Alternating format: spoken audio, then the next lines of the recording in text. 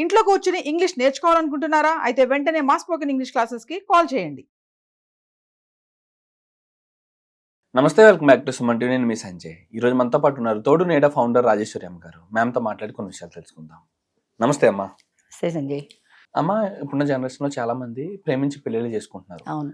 ప్రేమ పిల్లని కాకపోయినా ఇష్టంగా ఇష్టపూర్వకంగా ఒకరినొకరు అర్థం చేసుకుని పెళ్లి చేసుకుంటున్నారు. అవును. కొంతకాలం బాగానే ఉంటున్నారు, కానీ తర్వాత వాళ్ళలో ఏమొస్తుందో అర్థం కావట్లేదు. కానీ ఒక లోన్లీనెస్, ఇష్టం లేని, అన్హ్యాపీగా ఉండటం, ఏదో కోల్పోయినట్టు ఉండడం, ఇలాంటివి చూస్తున్నాం.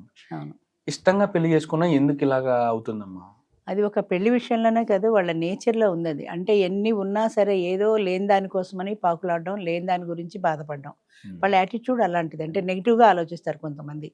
ఇప్పుడు నేనున్నాను అనుకో, నాకు జీవితంలో అన్నీ ఉన్నాయి, ఏదో భగవంతుడి దయ వల్ల గడిచిపోతుంది. Middle class, upper middle class అయినా డబ్బుకు లోట్లేదు, ఫ్యామిలీ లైఫ్లో బాగుంది, పిల్లలు బాగున్నారు, బాధపడడానికి చెప్పుకోదగ్గ పెద్ద అంశం ఏమీ లేదు. అయినా సరే ఎక్కడో ఏదో ఒక చిన్నది పట్టుకొని నేను బాధపడుతూ ఉంటాను. అంటే నా నేచర్లో ఉంది అది. ఈ తోడు నీడలో ఎవరో జరిగే జవాబు చెప్పలేదు, ఈరోజు మీటింగ్ అవ్వలేదు, అట్లా ఏదో ఒక విషయంలో బాధపడుతూనే ఉంటారు పడేవాళ్ళు. అలాంటి వాళ్ళు ఎక్కువ మంది కూడా ఉన్నారు. ఇప్పుడు ఉన్నదాంతో సంతృప్తి పడేవాళ్ళు చాలా తక్కువ, లేనిది పట్టుకొని బాధపడేవాళ్ళు ఎక్కువ. వాళ్ళ నేచర్లో ఉంది అది. ఆ నేచర్ వాళ్ళు మార్చుకోలేరు కూడా. ఎందుకంటే ఉన్న పళంగా పుటకతో వచ్చిన లక్షణం పొమ్మంటే పోదు కదా. వాళ్ళ యాటిట్యూడ్ మార్చుకుంటే వాళ్ళు కూడా హ్యాపీగా ఉండగలరు, ఉన్నంతలో హ్యాపీగా ఉండగలరు. అంటే బాధపడడానికి కారణాలు ఎదుగుతారంటారు. కారణాలు ఎత్తుతారు. ఆ ఒక కారణం దొరికితే అదే పట్టుకొని వేలాడతారు. కొంతమందికి పిల్లలు సక్రమంగా ఉండరు, అంటే వీళ్ళ పట్ల ఎఫెక్షనేట్గా ఉండరు. ఎన్ని ఉండి ఏం లాభం అండి, పిల్లల ప్రేమ దొరకపోయిన తర్వాత అనుకుంటారు. నిజమే, కనీసం భర్త ప్రేమ దొరికింది కదా, నీ ఫ్యామిలీ లైఫ్ బాగుంది కదా, పిల్లలు పెద్దవాళ్ళు అయిపోయారు, వాళ్ళ సంసారాలు వాళ్ళవి, వాళ్ళ పరిస్థితి వాళ్ళది. నీ పట్ల అంత ఎఫెక్షన్ వాళ్ళు చూపించలేకపోవచ్చు, లేదా వాళ్ళకి ఎక్స్ప్రెస్ చేయడం చేత కాకపోవచ్చు, లేదా నీ పట్ల వాళ్ళు అసలు ప్రేమే చూపించకపోవచ్చు. మిగతావన్నీ బాగున్నాయని హ్యాపీగా ఉండరు. ఎప్పుడు మాట్లాడినా సరే ఆ పాయింటే మాట్లాడతారు. ఎవరితో మాట్లాడినా అదే పాయింట్ వస్తుంది. ఏం లాభమ్మ, నా పిల్లలు సరిగా లేరు, నా పిల్లలు చూడటం లేదు, నా పిల్లలతో నా రిలేషన్ బాగలేదు, అలా ఏదో ఒకటి. లేదా భర్త విషయంలో అన్నీ బాగానే ఉంటాయి, భర్త అంత కోఆపరేటివ్గా ఉండడు ఆవిడతో, ఫుడ్కి షెల్టర్కి లోటు లేదు, ఆయన ఈవిడ అనుకున్నంత ఎఫెక్షన్ ఆవిడ పట్ల చూపించడు. సపోజ్ ఆయనకి చూపించడం చేత కాకపోవచ్చు, లేదా ఆయనకి అంత పెద్ద చూపించేంత నేచర్ ఆయనకి లేకపోవచ్చు. కొంతమందికి ఆ నేచర్ ఉండదు. ఈ చీర బాగుంది, ఈ డ్రెస్ బాగుంది, ఈ భోజనం బాగుంది, అలా పదే పదే చెప్పరు. కొంతమంది బాగలేకపోతే చెప్తారు, ఈ కూర బాగలేదు అని. బాగుంది అన్నప్పుడు బాగుందని చెప్పరు, అది వాళ్ళ నేచర్. అలా అనుకొని వదిలేయకుండా, ఇవాళ ఆయన నన్ను పొగుడుతారని ఎంతో కష్టపడి కూర చేశాను, బాగుంది అనలేదు, ఇవాళ ఆయనకి ఇష్టమైన చీర కట్టుకున్నాను, చీర బాగుంది అనలేదు. ఎక్కడో ఉంటుంది వాళ్ళ మైండ్. ఇది ఒక్కటే ప్రపంచం కాదు కదా వాళ్ళకి. అంచేత చూసినా కూడా ఎక్స్ప్రెస్ చేయలేకపోవచ్చు. అంత మాత్రాన అదే జీవితం అన్నట్టు బాధపడవలసిన అవసరం లేదు కదా. చిన్న చిన్న విషయాల్ని చిన్నగా లైట్గానే తీసుకోవాలి. అలా కాకుండా దాన్నే మనసుకు పట్టించుకొని రాపాడించుకుంటే ఉన్న సంతోషం కూడా పోతుంది, కొత్త సంతోషం లేకపోగా. అంటే మ్యాక్సిమం ఇప్పుడు ప్రతి ఒక్కరు కూడా ఒక ఎక్స్పెక్టేషన్ తోనే బతుకుతారు. ఇప్పుడు ప్రేమించి పెళ్లి చేసుకున్నాం అంటే మిగతా దంపతులు కాకుండా వీళ్ళు బాగా చూసుకుంటారు, స్పెషల్ గా ఉంటుందని చెప్పేసి. కానీ ప్రేమించి పెళ్లి చేసుకున్న జంటల్లోని ఇలాంటి సందర్భాలు ఏర్పడుతున్నప్పుడు అసలు భార్య గాని భర్త గాని వాళ్ళు అన్యోన్యంగా హ్యాపీగా ఉండాలంటే వాళ్ళ ఎక్స్పెక్టేషన్స్ ప్రధాన కారణం. పెళ్లి అనగానే ఇప్పుడు 50 ఏళ్ళు దాటి మా తోడు నెలలో వచ్చే వాళ్ళందరూ 50+ వాళ్ళే. ఏదో ఒక తోడు దొరికితే చాలు అన్న ఉద్దేశంతో రారు. వాళ్ళకి ఎక్స్పెక్టేషన్స్ ఎక్కువ. 25 ఏళ్ల వాళ్ళకి ఎలా ఉంటాయో వీళ్ళకి కూడా అలాగే ఉంటాయి. నన్ను సినిమాల్లో హీరోలాగా ఎత్తి ఆకాశంలో గిరగిరా తిప్పాలి అని అనుకుంటే అది ప్రాక్టికల్గా సాధ్యమా? కింద పడేస్తే నీ నడుమే ఇరుగుతుంది. అట్లా ఆలోచించరు. అంటే ఊహలు మాత్రం మనకి ఎక్కడికో వెళ్ళిపోతాయి. అంటే వాళ్ళ మైండ్ మీద వాళ్ళకి కంట్రోల్ లేకపోవటం. మన మనసు మీద మనకు కంట్రోల్ ఉండదు కాబట్టి ఆ భర్త అన్నీ నా చుట్టూనే తిరగాలి, నన్నే చూడాలి, ఆయన ప్రపంచం అంతా నేనే అవ్వాలి అనుకుంటారు. అది చాలా పొరపాటు. మగవాడి ప్రపంచం చాలా పెద్దది, చాలా విశాలమైంది.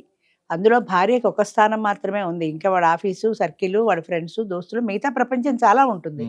ఇవన్నీ మానేసుకొని రాడు కదా. ఒక ఆయన ఎవరో చెప్పాడు, ఆయన ఎవరో ఒక వ్యక్తిని ఇష్టపడ్డాడు, సెకండ్ మ్యారేజ్ గురించి. ఆవిడ ఏం చెప్పిందంటే, పెళ్ళి అయిన తర్వాత నీకు మిగతా వాళ్ళతో సంబంధం ఉండకూడదు, కంప్లీట్గా నువ్వు తగ్గొట్టేసుకోవాలి. నీ ఫ్రెండ్ సర్కిల్ అది ఇది దావతులన్నీ తిరిగితే కుదరదు, కంప్లీట్గా నేనే ఉండాలి, నాతోటే ఉండాలి, నేను తప్ప నీకు మిగతా ప్రపంచంతో సంబంధం ఉండకూడదు. ఎలా సాధ్యమవుతుంది? అది సాధ్యం కాదు కదా. అలాంటి అసాధ్యమైన క్వశ్చన్లు వేసేసి మనం అవన్నీ ఎక్స్పెక్ట్ చేసి నా ఎక్స్పెక్టేషన్స్కి తగినట్టుగా లేడు అని అనుకుంటారు. అసలు ఎక్స్పెక్టేషన్స్ పెట్టుకోవడమే పొరపాటు. ఏమీ లేకుండా నిరాధారంగా వస్తే ఏది దొరికినా దానికి ఆనందిస్తాం. పంచపక్ష పరమాన్నాలు దొరుకుతాయని నువ్వు ఎక్స్పెక్ట్ చేస్తే అది లేకపోతే బాధపడతావు. అవును. అట్లా కాకుండా ఏదో ఒకటి కడుపు నిండితే చాలు అని వెళ్ళాం అనుకో, నీకు ఇంత పాయసం పెట్టారంటే బోల్డ్ ఆనందం కలుగుతుంది, నాకు స్వీట్ దొరికింది అని. అంచేత మన లిమిట్ని మించి మన అర్హతల్ని మించి ఎక్స్పెక్టేషన్స్ పెట్టుకుంటే అది జరగదు అని తర్వాత ఆ బాధ, నిరాశ, నైరాశ్యం చివరికి అవే మిగులుతాయి. భగవంతుడు ఎంత ఇస్తే అంత అనుకుని నువ్వు పాజిటివ్ థింకింగ్తో పెడితే దొరికిన దాంతో సంతృప్తి పడగలుగుతావు, పడాలి కూడా. ఎలా కంట్రోల్ చేసుకోవాలంటారు ఈ ఎక్స్పెక్టేషన్స్ అది అనేవి? వాళ్ళ మైండ్ కంట్రోల్లో ఉండాలండి. దేనికైనా సరే మనసే ప్రధానమైంది. ఇప్పుడు నేను కాఫీ తాగాలనుకున్నాను అనుకోండి, నాకు కాఫీ అందుబాటులో లేదు, నేను కాఫీ తాగాలనుకున్నాను, నాకు ఎన్ని కోట్లు ఉండి ఏం లాభం, నేను కాఫీ తాకపోయిన తర్వాత అని బాధపడ్డాం ఒక రకం. నాకు కాఫీ లేదు, పోనీ టీతో సాటిస్ఫై అయిపోదాం, ఇవాళకి టీ తాగుదాం అని రెండో దానికి జంప్ అయిపోవడం, సబ్స్టిట్యూట్ ఉంది కాబట్టి రెండో ఆల్టర్నేట్కి జంప్ అయిపోవడం ఒక రకం. అంటే ఇది ఉంది కదా అన్న ఉన్నదానితో సంతృప్తి పడాలి. అది దానికి మన మైండ్ సెట్ దానికి అలవాటు చేసుకోవాలి, కంట్రోల్ చేసుకోవాలి. ఏమైనా సరే నాకు కాఫీ కావాలి, నాకు తలనొప్పి వచ్చేస్తుంది అని బాధపడే కంటే ఆల్టర్నేట్ ఆలోచించుకోండి. నీ మైండ్ నువ్వు మార్చుకుంటే నీ తలనొప్పి కూడా రాదు. ఆ మైండ్ విపరీతంగా కాఫీ తాగలేదు అని ఉంటుంది కాబట్టి నీ తలనొప్పి వస్తుంది. ఎగ్జాక్ట్లీ, నాకు ఇది కావాలి అది కావాలి అంతే. అంచేత ఇది కావాలి అనే ఎక్స్పెక్టేషన్ అసలు లేకుండా ఉంటే ఉన్నదాంతో సంతృప్తి పడతారండి. ఎక్స్పెక్టేషన్స్ ఎక్కువ పెట్టుకోవటం వల్ల మనం అనుకున్నట్టుగా అది జరగకపోతే మిగిలేది నిరాశే. అవతల వ్యక్తి ఎలాంటి వాడు వస్తాడో మనకి తెలియదు. ఏది దొరికితే అదే మహాప్రసాదం అనుకోకుండా నన్ను గాల్లో తెప్పలేదు, నన్ను సినిమాలో తీసుకెళ్ళలేదు, నన్ను షికార్లో తీసుకెళ్ళలేదు అనుకుంటే మిగిలేదు అసంతృప్తి. ఉన్న కొద్దిపాటి సంతృప్తి కూడా పోతుంది. ఆయనతో గడిపే కొద్దిపాటి సమయం కూడా నీ నిరాశలో పోతుంది కదా అది. అంచేత మన మైండ్ మన కంట్రోల్లో ఉండాలి ఫస్ట్ ఆఫ్ ఆల్. అవతల వ్యక్తి నుంచి మనం ఎక్స్పెక్ట్ చేసేటప్పుడు మితిమీరి ఎక్స్పెక్ట్ చేయకూడదు. మా వాళ్ళు చాలామంది చెప్తారు, నన్ను అర్థం చేసుకుంటే చాలు అని. నువ్వేం అర్థం చేసుకుంటావు అవతల వాడిని? నిన్ను అర్థం చేసుకోవాలి ఆయన నువ్వు కూడా అర్థం. అదే ఆ మాట మాట్లాడరు. అది ఎలాగూ ఉంటుంది కదా, ఎలాగుంటుంది అని ఏం తెలుసు? పెళ్ళైన తర్వాత ఏం కొట్టుకు వస్తారు తెలియదు కదా. అంచేత ఎక్స్పెక్టేషన్స్ ఎక్కువ పెట్టుకోకూడదు. భగవంతుడు మనకి ఇచ్చినంత దొరికినంత ప్రయత్నం చేద్దాం, దొరికితే దొరుకుతుంది, లేకపోతే లేదు. అప్పుడు ఏంటంటే అంత నిరాశ నిస్పృహ ఉండవు. థ్యాంక్ యూ అమ్మ, థ్యాంక్ యూ వెరీ మచ్.